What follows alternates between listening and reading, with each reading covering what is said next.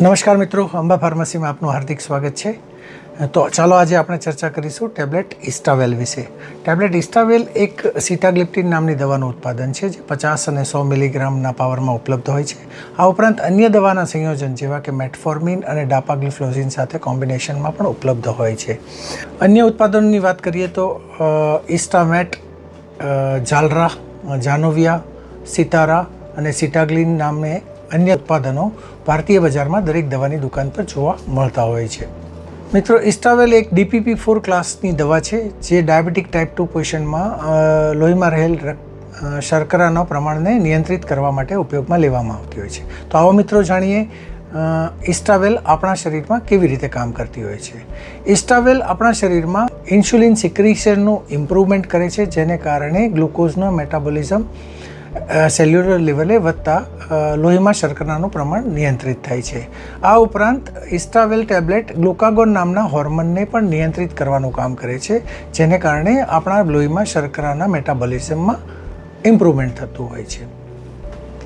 ડોસેજની વાત લઈએ તો સામાન્ય રીતે ઇસ્ટાવેલ એક ટેબ્લેટ ભોજન દરમિયાન અથવા ભોજન સાથે દિવસમાં એકવાર લેવાનું ડૉક્ટર સૂચવતા હોય છે.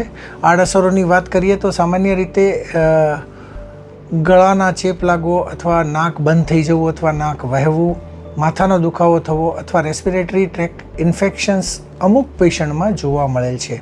આ ઉપરાંત એલર્જીક રિએક્શનો જેવા કે સ્કિનમાં ખજવાળ આવવી કે પછી પેચીસ પડવા જેવા સામાન્ય લક્ષણો અમુક પેશન્ટમાં જોવા મળેલા હતા. આ ઉપરાંત સાવચેતીની વાત કરીએ તો જો તમને કોઈ પિત્તાશયને લગતા ડિસીઝ હોય તો તેની જાણ તમારા ડૉક્ટરને અચૂકપણે કરવી ખૂબ જ મહત્ત્વની છે.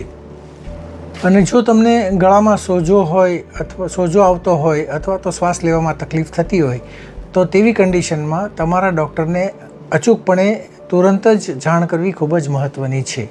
મિત્રો, તો આ વિડીયો જોવા બદલ આપ સૌનો ખૂબ ખૂબ આભાર. અને જો આપને આ માહિતી ઉપયોગી લાગે તો વિડીયોને જરૂરથી લાઈક કરશો અને આપના મિત્રોમાં શેર પણ કરશો.